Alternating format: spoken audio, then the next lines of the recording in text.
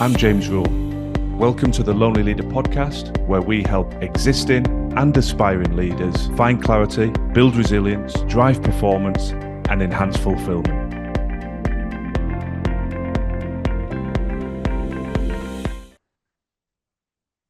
Welcome to the Lonely Leader podcast. I'm James Rule, and today I want to talk to you about disconnecting in order to reconnect. Why leaders need a digital detox. Now, we all recognize the power of disconnecting from our devices, from email, social media, notifications. We all aspire to do it, but I would wager that the vast majority of you listening have never actually achieved it. And as a consequence, we are compromising our performance, we are compromising our well-being, our mental and physical health. And this is very topical because I've just returned from a family vacation. And full disclosure, it's probably the first time in my life that I have 100% achieved a digital detox. And so today I want to talk about some essential steps that I believe you need to take in advance of a digital detox, and some steps that you need to take whilst you are facilitating that detox. And the logical frame for this is around a holiday, a vacation.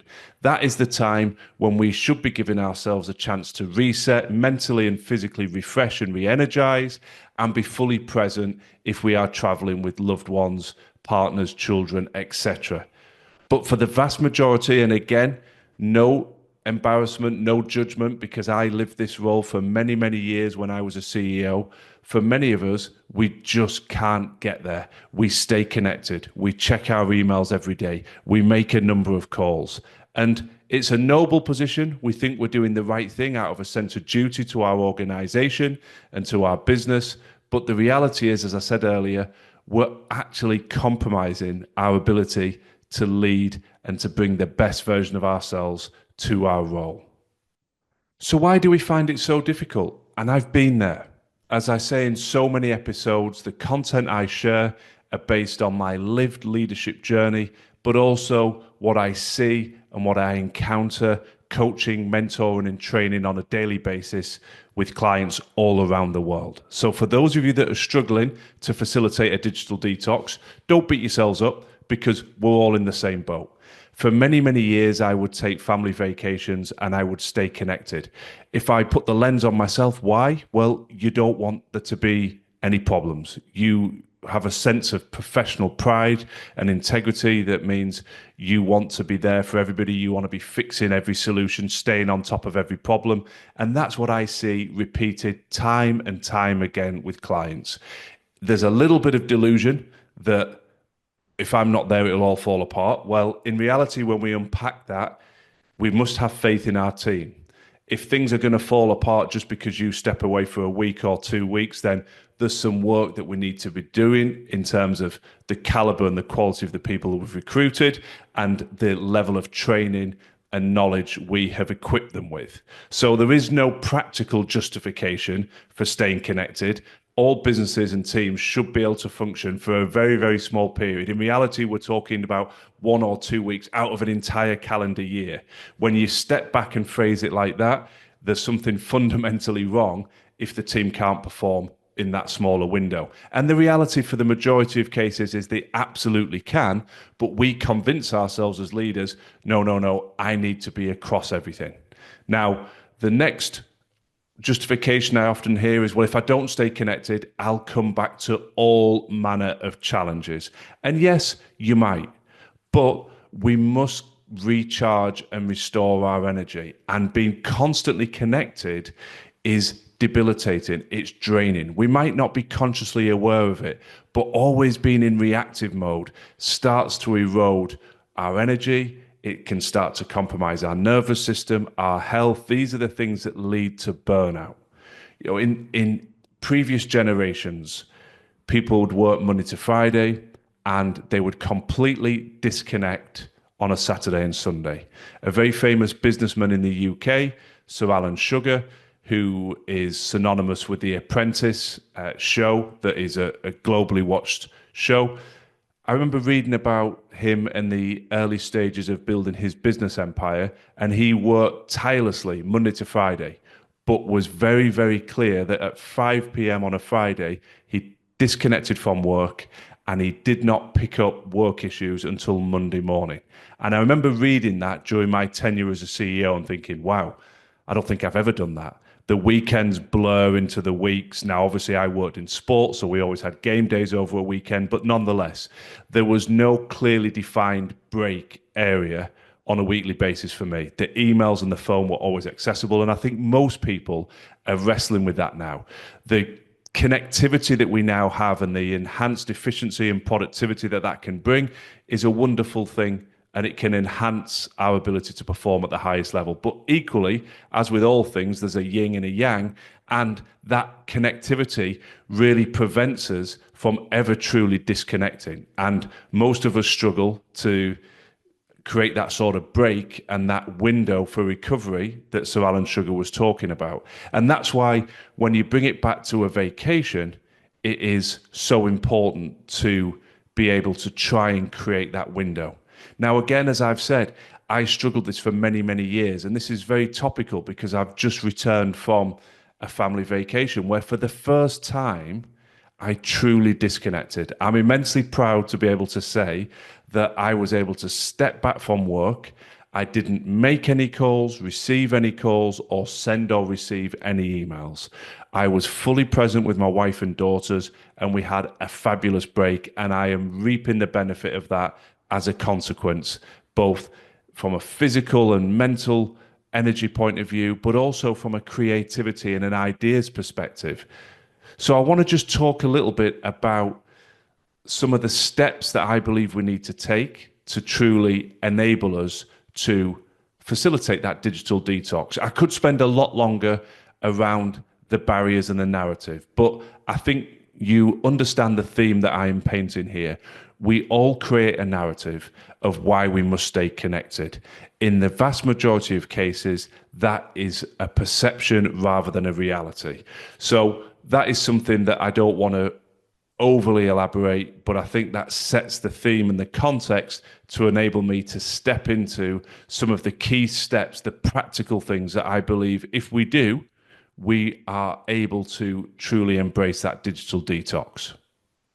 So step number one, decide what needs to get done before you leave. Now, we've all heard the adage of got to clear the desk before I go on holiday. And invariably, we embrace that as a metaphor for getting everything done. Empty your inbox, clear everything off your to-do list. And we flog ourselves invariably to a point of near exhaustion so that we've finished everything. And that's really not practical. I've been there, I've done it. And those of you that will be smiling wryly and nodding as they listen to this will recognize all that does is it compromises the first couple of days of your holiday because you're absolutely exhausted from the intensity that you had to work in order to clear the decks. But the reality is, for anybody that's ever emptied their inbox of their email, it stays empty sometimes for mere minutes and then it starts filling up again. So I think it's more appropriate to look at what's on your to-do list and genuinely prioritize those things that need to be done, because all tasks are not created equal. It's impossible to set yourself up to clear absolutely everything, but really step back and think, okay, what are the key priorities? There'll be some stuff that carries over until I return from my vacation, but what are the key things that need to get done? That reduces that sense of overwhelm and it heightens your focus into the key areas that really do need your attention. The next key step is set expectations and set them early. What do I mean by that? Well, enter the dialogue with your staff, with your team, with clients, with stakeholders. Let everybody that needs to know when you are going to be away, when you are going to return, and the fact that you do not want to be contacted in that window. Now, that might sound a bit ruthless. It might sound a bit assertive. Well, it is, because if you don't set expectations, then there will be no digital detox. And I've been there myself. I've replayed conversations in my mind that I hear from clients regularly. words such as, well, I'm going away, but I'll still be on the end of a phone. I'll still be on my email if you need me. That sets a clear expectation that you are to be contacted. And guess what? You will be. People will call and will email you. So being clear, and naturally, there may be a nuclear option. There may be the proverbial red phone ringing. You might have a PA, a secretary, a colleague, that if something absolutely nuclear happens that is truly compromising the business, the organization, they're going to reach out. But there'll only be one or two people that have the keys to that particular step. And there'll be a specific instruction that only if X, Y, or Z is to happen, would you contact me? You don't give that right to everybody in the organization, because somebody's priority may not in reality be that nuclear option that you need to be aware of whilst you're on your vacation. And that takes me into the next key point: set an unambiguous out of office message. So you will have had conversations with everybody you can think of, the stakeholders, the clients, the colleagues, but there'll be people you forgot. There'll be messages that come in, and if people are not aware that you are away and that you are not checking messages, then they will continue to bombard you with emails, follow up with texts, calls, etc. It amazes me how many people fail to do the most simple of tasks and just put an out of office on. 101. If you're not letting people know you're away, then it's no fault of theirs that they will keep trying to contact you. So get that out of office on. Make it clear that you're not checking messages, but give them an alternative point of contact. Somebody else in your team, a colleague, somebody, perhaps a PA or a secretary, if you have that, an executive assistant, somebody who can help them in your absence. I think that's really important. And it's such a simple step that, again, people neglect. It's one thing to say, I'm not here, but it's much easier for people if they know that there's still somebody that can help them on a key account or a key issue. All they have to do is redirect their email or their phone call. The next important tip is delegate and empower. Now, I've got a whole episode on delegation, and you can see that in the link in the show notes, because so many of us struggle with delegation. This is the true time to embrace it, because work still needs to continue. I accept that. Business does not stop just because you are on a family vacation or going away with your partner somewhere. So delegate. Trust the people around you to keep the ball in the air, to keep things moving forward. All things in the business do not start and finish with you as the leader. You must trust your team. And if you're struggling with that, do listen to the delegation episode. And this ties back into emails. Make sure somebody is skimming your inbox. Again, you might be in the privileged position that you have an executive assistant, somebody that works with you, but perhaps you don't. In which case, allow a colleague to have access to your inbox so that they can sweep and skim and they can pick up certain issues if they need to be dealt with.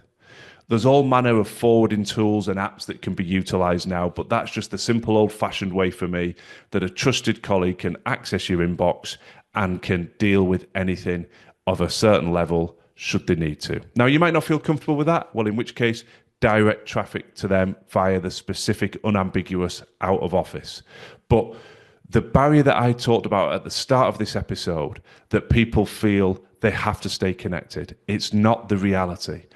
Trust your people, empower them, delegate to them. They won't let you down. In fact, they will probably surprise you because they will step up with the extra autonomy and opportunity. It'll open up their creativity and energy. And I guarantee that if you do that and you come back, you will find pleasantly surprising results. And that will hopefully further strengthen your ability to delegate in the future, because most of the time our fear of delegation is based on just that fear, a belief that things won't work. Once you see that things work absolutely fine, then it becomes easier to delegate a bit more and a bit more.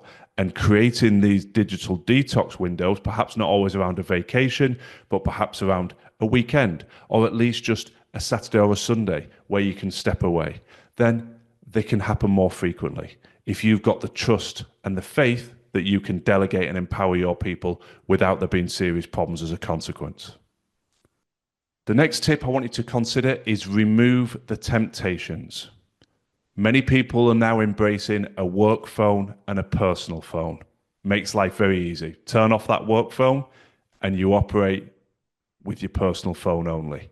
Not everybody's got that. So it may be that you simply have to turn off your work notifications, your email, etc., so that it is not in your eye line when you pick up the phone. It's very, very difficult if you pick up the phone to message a family member or to organize what you're doing that day on vacation, and staring back at you are a number of notifications.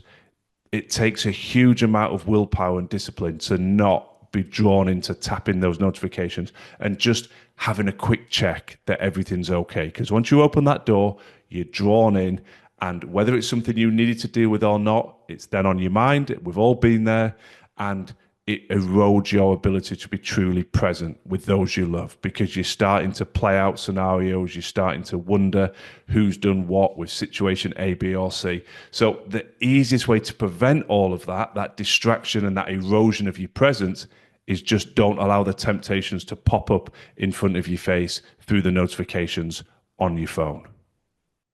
And the last tip I would give you here is get support. Have some people that are going to hold you accountable if you do step back into the working arena. Because remember, this isn't about you leaving your position irresponsibly. It's not about you disappearing. You're not going AWOL. You've followed these steps, you've managed expectations, you've cleared off high priority tasks, you've delegated and empowered your team. Everybody knows you're going away. Everybody knows you're doing it to recharge and re-energize so you can come back a more competent, higher performing leader to the betterment of the whole business and everybody that you interact with. So people understand that. They buy into that. And therefore, it's helpful to have some accountability partners that if you pop up, will immediately jump and say, why are you on your email? Why are you calling me? None of this needs to be dealt with. It's all under control. Go back, be with your family, detox. That was your plan. I'm just holding you to account to what you said you wanted to achieve from your break. And that helps people reverse back out of their email, back into being present with their families. So it's a difficult discipline to be able to do this. And like everything in life, when you have an accountability partner, it becomes a little bit easier to facilitate. Okay, so we've talked about steps you can take prior to departing. What about when you actually into that break? You're out of the office now, you're in your vacation time. What sort of things can you do to ensure that you truly digitally detox? Well, the first thing I'd say is change your environment. It's obviously a lot easier if you have a trip to take on to a new country, a new city, whatever that may be, because you are naturally changing your environment.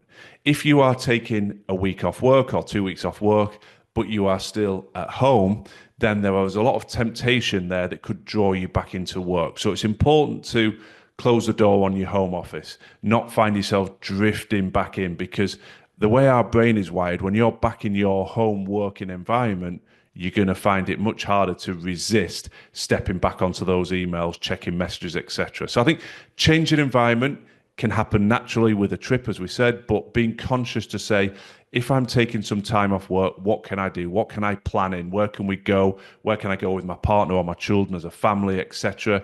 What can I do to change that environment? And link it into that, I would say be intentional. Have a think about what energizes you. It's that phrase, isn't it? What fills your cup? What things do you love to do?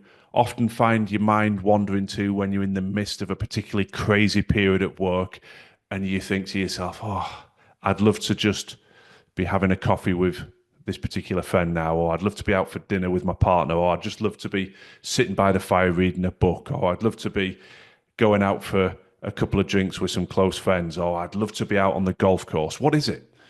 Well, now is the opportunity to create those things, manifest those things. It's so important to embrace the time when we get it and not just, well, I'll just have a potter around. Look ahead, look at when you're taking the break. If getting back out on the golf course is important, well, with who and where and when. Get things booked in. Being intentional means that you won't drift and waste that time, but it also leads me into my next point, which is be present. Again, forgive the simplicity. I'm going to put another episode in the show notes around presence, because a bit like the delegation point I alluded to earlier, so many of the leaders that I work with struggle to be fully present. We know we should be, but for a whole myriad of reasons, we struggle to be fully present with the ones we love. And if you need an ultimate driver, something to counter that temptation of drifting back into work and notifications, it's quality experiences with the people you love the most. Could be your partner, could be your children. If you're a single individual, you don't have a partner or children, it could be a close friend. It doesn't matter, but we've all got relationships that we want to nurture. And when we are fully present in them, fully invested in them, it gives us such a thrill and such a sense of well-being and fulfillment that it becomes much easier to stay away from those notifications. And I've experienced this on the holiday I've just come back from. It was such a joy to see the thrills and the happiness that my daughters were experiencing, that's where all my attention was. What are we doing next? Where are we going next? What can we do next as a family? And that makes it so much easier to push those work notifications to one side. And my final point is capture the ideas when they come to you. Now, this might sound like a contradiction, but most of us will find when we stop thinking about something, the solution presents itself. In a normal working week, it may be while you're in the shower, you may be out walking the dog, you may be driving the car, you may be in the supermarket, and then ping, an idea comes. You've still got to capture those. And what you will probably find is when you do truly embrace a digital detox is we open up those creative doors and solutions and innovation and ideas start to pop into your head. Now, I carry a small notebook because I find it easier to capture things in the notebook without getting drawn back into my phone.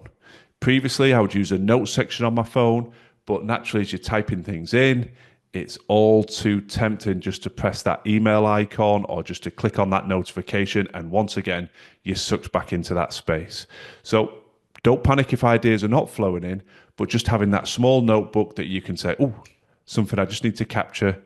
Another thing you can do, if you are using your phone and you want to stay away from notifications, just send a voice note. My wife and I will often do that. We'll just ping a voice note on WhatsApp or whatever to each other, and it's just a moment in time to capture it. If you don't want to use something like WhatsApp, there's various dictation apps and things that you can just capture a message to yourself. So I'm not advocating you sit down and spend hours and hours on work-related issues, but if a thunderbolt comes through or an idea comes through, you want to embrace that. You don't want to lose it. And so having some sort of mechanism to capture that is prudent. Otherwise, you'll start to create the narrative as, oh, well, if I'd just had my phone, I could have emailed that idea to my colleague and I wouldn't have lost it. And we're giving ourselves reasons and rationale that will draw us back in to that digital connectivity again.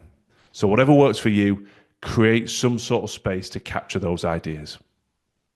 So I just want to talk about returning with intention, actually thinking about what needs to happen when you return to your professional role. We've talked about steps to take before you leave. We've talked about steps when you're having that break, when you engage in that digital detox. And I think there's a couple of key steps just to embrace, to wrap everything up and ensure that you step back into your professional role with the maximum impact. Number one, create a window on your first day back. We all know, we've all been there, when you do take an extended break, your inbox will fill. The demands, the communications will be waiting for you. And if you stack out your first day back with a whole raft of meetings, you immediately step into a sense of overwhelm and stress because you're trying to catch up, you're trying to engage in meetings, and you've got an inbox that's screaming at you for attention. So I've been down that path. I've tried to be Superman and have multiple meetings and catch up on everything, and I've seen the downside. So on this occasion, I made sure that I had an intensive week of meetings, yes, but they started from day two. Day one was all about emptying that inbox, catching up on key messages, planning what needed to be done.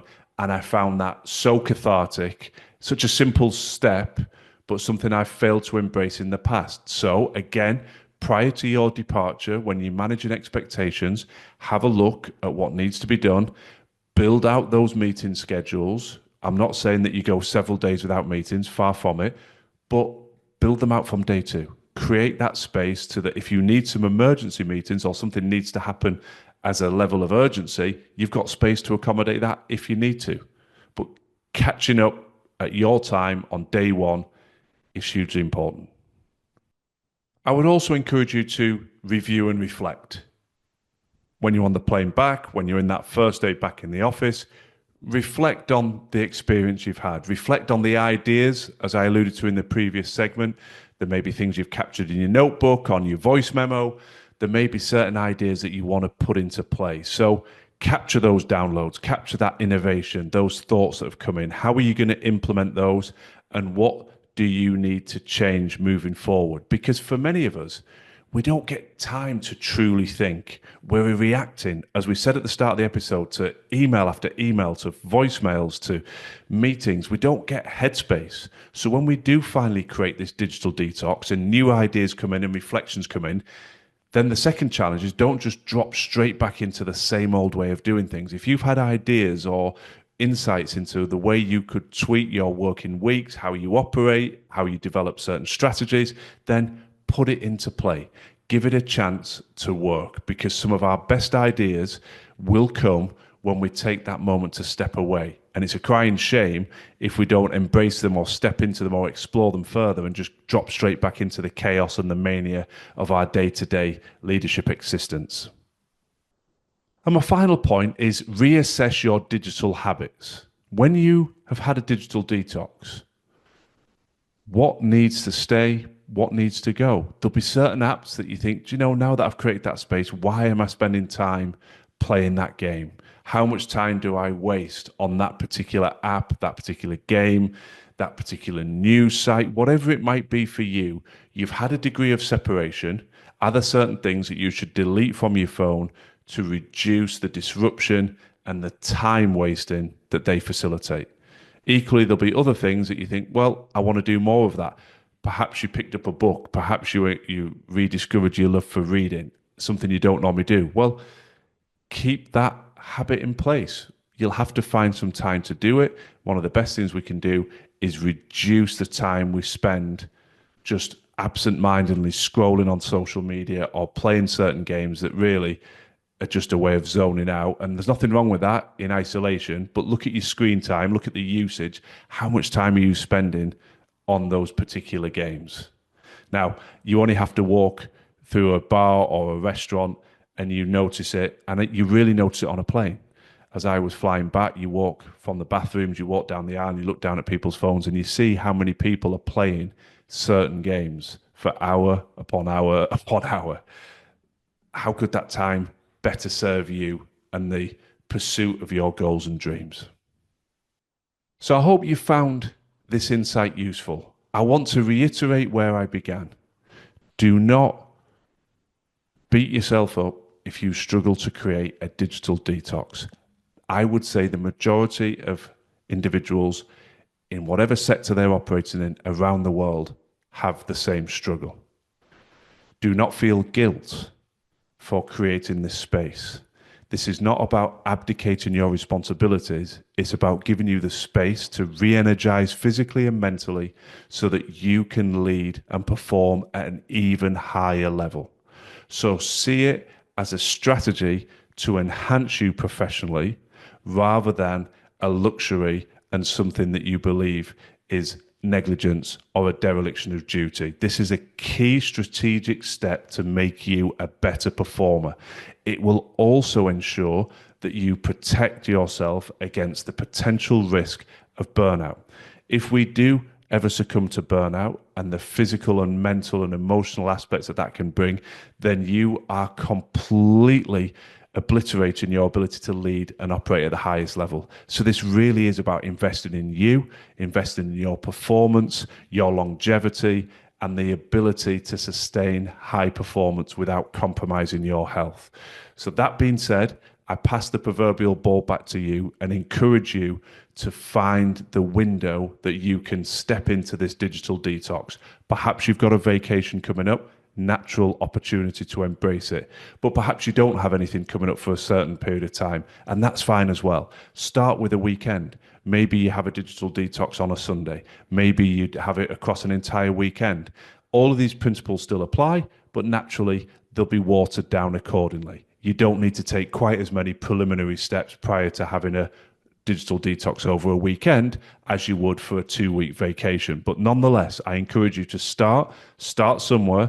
And as with everything we discuss on this podcast, reflect on the benefits and the impact it has on you, because that is the true acid test. If you feel the benefit and experience the benefit, well, no surprises, you're going to want to do more of it. And once you do experience the benefit, look at how you cascade that down into your wider team. Look at how your senior team and people around them can all embrace this, because the principle applies across every level of your organization. When people detox from that digital intensity and have the ability to refresh and recover, they'll come back and perform better.